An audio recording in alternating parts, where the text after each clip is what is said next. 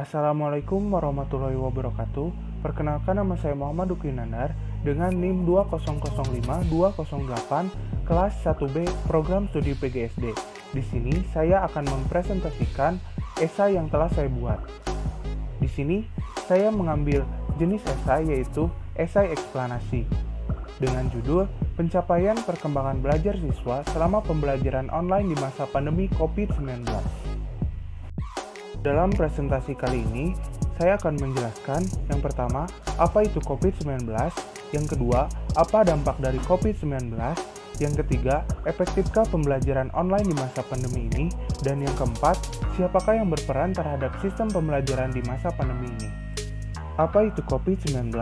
Menurut WHO, virus corona atau Severe Acute Respiratory Syndrome Coronavirus 2 atau SARS-CoV-2 adalah virus yang menyerang sistem pernapasan. Penyakit karena infeksi virus ini disebut COVID-19. Virus corona bisa menyebabkan gangguan ringan pada sistem pernapasan, infeksi paru-paru yang berat, hingga kematian.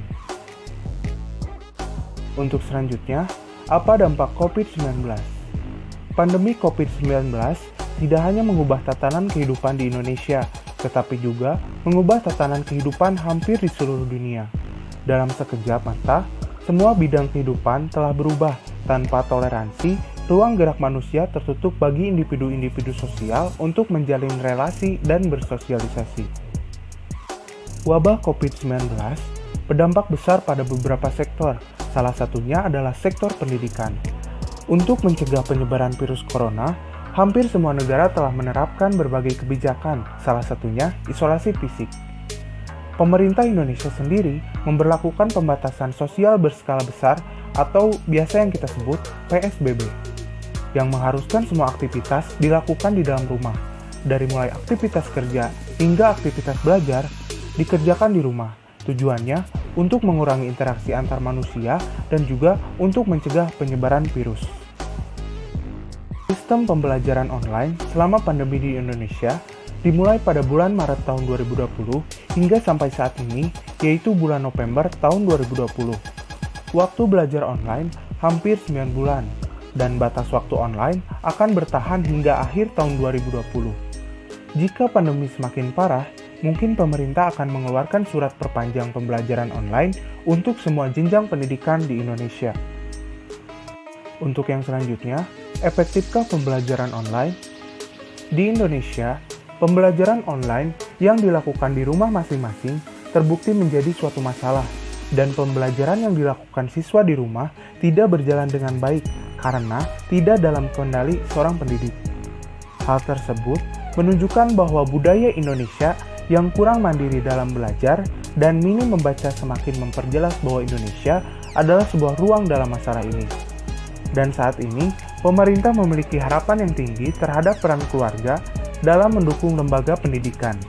Keluarga bertindak sebagai guru bagi anak-anak mereka di rumah, memberikan cara yang positif bagi situasi pendidikan selama pandemi. Pada dasarnya, orang tua atau keluarga adalah pendidik terpenting. Tentunya, dalam pelaksanaan pembelajaran online, teknologi tidak dapat dipisahkan. Karena dengan adanya teknologi, seluruh pengguna teknologi dapat memenuhi semua kebutuhan dalam proses pengajaran. Sejalan dengan pandangan Tonder et al. Dalam Selwyn tahun 2011, pandangan ini menunjukkan bahwa teknologi digital pada lembaga pendidikan tidak hanya sebagai sarana untuk memperoleh informasi sumber belajar, tetapi juga sebagai sarana untuk mendukung kegiatan belajar dan terkait dengan tugas. Siapakah yang berperan langsung dalam sistem pembelajaran di masa ini?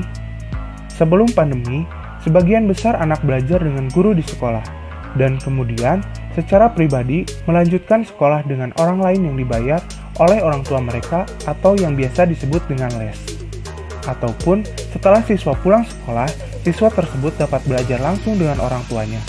Hal ini membuat keintiman antara orang tua dan guru dengan anak menjadi canggung. Cara keluarga menjadi seorang guru membawa sisi negatif pada seorang anak, memberi tekanan psikologis dan membuat mereka lebih malas dalam belajar.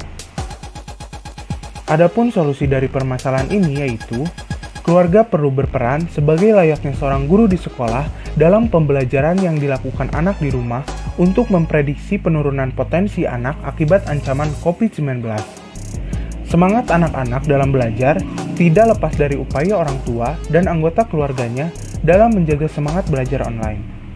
Sebagian besar keluarga belum menyadari bahwa peran guru dalam pendidikan anak begitu sulit.